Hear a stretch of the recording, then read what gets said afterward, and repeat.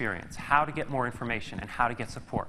Trying to connect for people and get them engaged in services regardless of their status. Again, if you couldn't read the Zulu, there's the English. Throughout this process, we've had a remarkable collaboration with iTeach. So we've had the chance to develop concepts on a weekly basis and send them down, and it was an amazing experience. You feel so awkward calling up or emailing Krista and Zinni and asking for their time, asking them on a weekly basis to organize 4 focus groups in different communities, both in the towns and out in the villages and in the rural areas. And very quickly, the Frog team was amazed, not just by how responsive they were, but the level of detail in their feedback.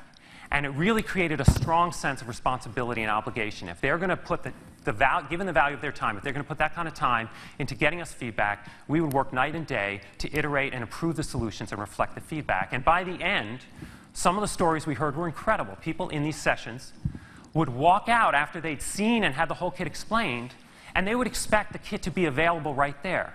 They expected they were going to be given it. They wanted to test right away. They wanted to test right there. And they were very disappointed. They needed it right now. And I think, as you can see in these quotes, that time urgency is critical. And it's something that we all feel working on this project. It's an incredible sense of responsibility to try and get the solution into the market quickly. A couple other features of the design are, again, its modularity and simplicity. So we imagine that other than these off-the-shelf testing elements, you have end caps that can be made out of any material locally, and you have these pieces of cardboard. On one side are instructions. The community can print whatever else they want on the other side. So it's something that can be mass distributed, manufactured locally, and our vision is that communities will assemble these themselves so that they'll have a strong sense that they're able to support themselves, they're able to provide their own solution, and it's growing out of their community and out of South Africa and not being brought to them from the outside. So in my last few minutes, I wanted to connect back to the big picture of this conference, which is scarcity and abundance.